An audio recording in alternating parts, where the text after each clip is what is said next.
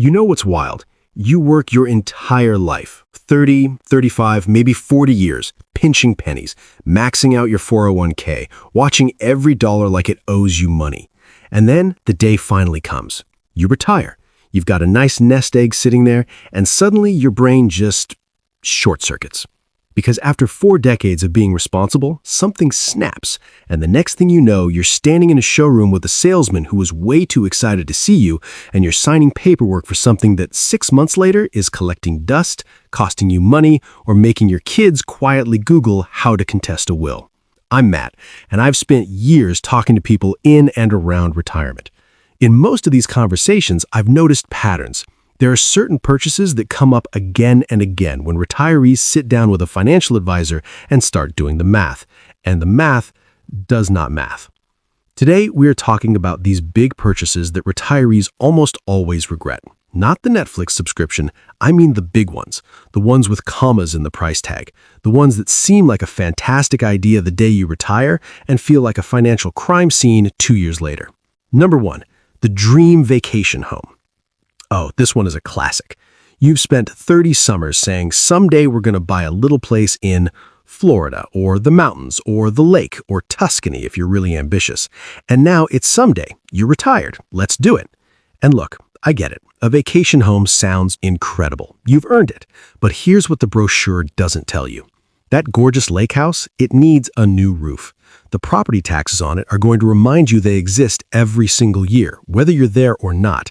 The HOA fees, those will also remind you they exist loudly, in writing with late fees attached. You need to furnish it, maintain it, drive 4 hours to it only to spend the first weekend fixing the garbage disposal. And the crazy part is, most retirees dramatically overestimate how often they'll actually use a second home. After the first year or two, the novelty wears off. Life gets in the way. Health changes, the grandkids get busy, and suddenly you're paying thousands a year in taxes, insurance, and maintenance for a place you visit 3 weekends a year. Now, some people make vacation homes work, especially if they're renting it part of the time. But if you're buying it purely for personal enjoyment without running any numbers, just vibes and sentimental value, that is a very expensive vibe. What to do instead? Rent in the places you love before you buy. Spend 2 or 3 weeks in your dream location every year and pay someone else the carrying costs. You get 80% of the joy for about 20% of the financial headache. Number 2, the boat. Oh, we had to get here. There is an old saying, and I did not make this up, that the 2 happiest days of a boat owner's life are the day they buy the boat and the day they sell the boat. That should tell you everything. Now, I'm not talking about a little fishing kayak. I'm talking about the 28-foot cruiser that retired Dave saw at the marina and thought, that is how I want to spend my golden years. And I'm sure Dave had a wonderful time for the first summer. But boats are basically money shredders that float. The maintenance costs are brutal. Engines, hull cleaning, winterizing, slip fees, fuel. The average boat owner spends more maintaining their boat annually than they spend actually using it. And if anything goes wrong mechanically, and something will go wrong mechanically, you will discover that marine mechanics charge what can only be described as surgeon money. Then there's the learning curve. Operating a larger boat isn't just hopping in and going. There are rules, regulations, weather patterns, navigation, docking, and docking, by the way, is where egos and marriages go to die. I know a guy, lovely guy, retired at 62, bought a 30-foot sailboat. Big dream. 2 years later, he told me he spent over $40,000 on the boat and used it maybe 18 times. Do that math. That's over $2,000 per outing for a hobby. What to do instead? Rent boats, charter a sailing trip, join a boat club where you pay a flat fee for access, get all the experience, none of the engine problems. 3, the dream car. Okay, I have to be a little more careful here because this one is near and dear to a lot of hearts, including mine if I'm honest. The dream car, the one you've been eyeing since you were 35, the sports car, the luxury SUV, the classic muscle car you always wanted to restore. Look, treating yourself in retirement is legitimate. You worked hard. You should enjoy your money. But here's where this gets retirees into trouble. They don't buy one nice car, they buy the nice car and still need a practical car. Now you have 2 car payments, doubled insurance, and a sports car sitting in the garage 3 months a year because it doesn't handle great in the winter. Or worse, the classic car restoration project. Oh, this one. This is what happens when too much free time meets too much optimism. Someone buys a 1967 Mustang as a project, and then they discover what a project actually means in dollar terms. Parts are backordered. Specialty mechanics charge specialty prices. 2 years later, they've put $35,000 into a car they could have bought already restored for $28,000.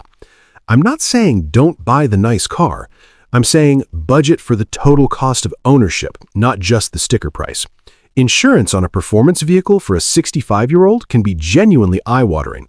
And gap insurance, depreciation, storage, specialty tires, it adds up fast. What to do instead? If you want the car, get the car. But set a firm budget before you walk into the dealership, not after the salesman hands you the keys and says, just feel that leather. 4. The rolling dream home, the symbol of freedom on wheels. Every few years, a wave of newly retired couples catches the RV bug. They watch YouTube channels of couples driving across America, parking next to mountains, sipping coffee at sunrise. It looks amazing. And honestly, for some people, the RV life is a perfect fit. I don't want to knock it entirely. But here's what those YouTube channels don't always show you. The reality of living in a 40-foot diesel pusher is basically a part-time job. These things break constantly, and RV repairs are not cheap. Slide-outs, awnings, plumbing, the generator, the engine, the leveling system, there is always something. RV repair shops are often backed up for weeks, meaning you might be stuck in one location a lot longer than planned. Then there's the cost of actually driving the thing. A big Class A motorhome gets somewhere between 6 and 10 miles per gallon. At today's fuel prices, you can spend a genuinely alarming amount of money just getting somewhere. And after 2 years on the road, many couples discover something surprising. They miss having a home base. They miss their doctors, their grandkids, their own shower that doesn't require leveling the vehicle first. The RV industry actually tracks this, and the average new RV owner keeps their unit for only about 3 to 5 years before selling, often at a significant loss because RVs depreciate fast. What to do instead? Rent an RV for 3 or 4 weeks before committing to buying one. If you still love it after 3 weeks of tank dumping and tight campground parking, then you've got useful information. 5. The too big retirement home. This one might surprise you, but stay with me. One of the most regretted big purchases in retirement is buying too much house. Here's how it happens. You sell the family home where you raised your kids, the place that was perfect when you had 3 teenagers and a dog, and you plan to downsize. But then you think, what if the grandkids come to visit? We need guest rooms, and we want a nice kitchen because we're going to host Thanksgiving, and a good neighborhood, and a yard. And suddenly the downsize becomes a lateral move or even an upgrade to a house that costs just as much, is just as expensive to maintain, and, plot twist, the grandkids visit twice a year. Now you've got this sprawling home, higher property taxes, more maintenance, bigger utility bills, and you're vacuuming rooms nobody uses. And in 10 years, when mobility becomes more of a consideration, stairs, distance to the grocery store, the layout of the bathrooms, you may be looking at selling again and moving somewhere more practical. The mistake isn't buying a nice home in retirement. The mistake is buying for a vision of retirement that doesn't match how retirement actually plays out day to day. What to do instead? Think hard about where you're going to be in 15 years, not just in 5. Consider single-story layouts, proximity to healthcare, walkability, and whether you genuinely need that much square footage or whether you just like the idea of it. 6. The business investment. This one is a big one, and it doesn't get talked about enough. The retirement business venture. You'd be amazed how often this happens. Someone retires, feels a little restless after 6 months of freedom, and decides, you know what, I've always wanted to open a restaurant, a little wine bar, a boutique, a franchise. And I want to be sensitive here because entrepreneurship in retirement can absolutely work. Some people thrive, but the failure rate for new businesses, especially in industries like food service, is staggering. And when a 30-year-old's restaurant fails, they rebuild. When a 65-year-old's restaurant fails, they've potentially burned through a significant chunk of a retirement nest egg that cannot be replaced. The other version of this is the investment opportunity presented by someone in the family or at church or at a golf club.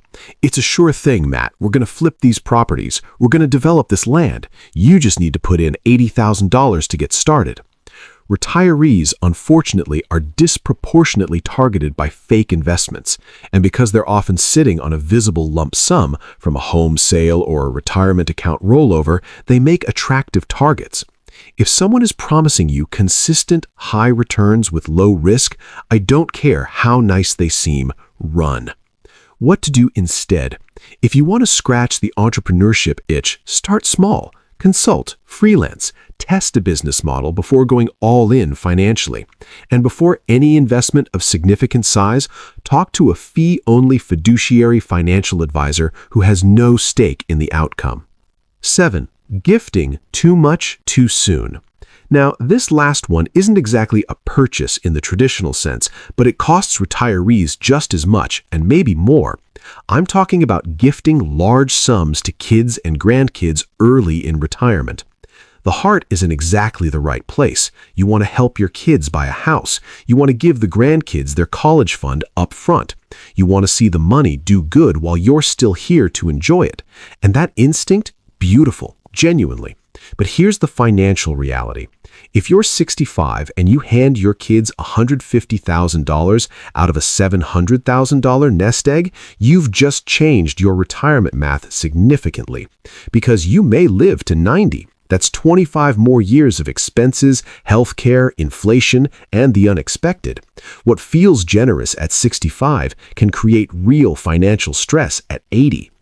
There's a reason the flight attendant tells you to put on your own oxygen mask first. It's not selfish, it's strategic, because a retiree who runs out of money becomes a financial burden to the very kids they were trying to help.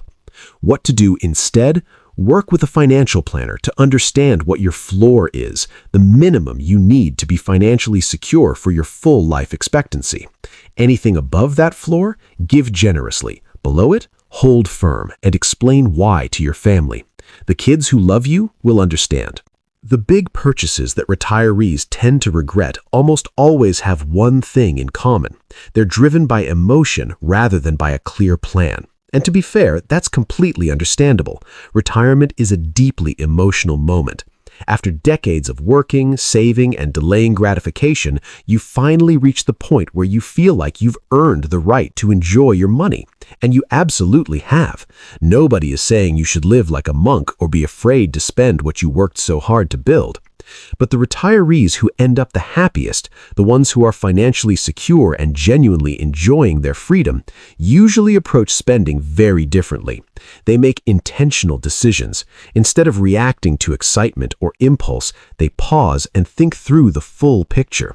They consider the total cost of ownership, how the purchase fits into their long-term budget, and whether it truly improves their day-to-day life.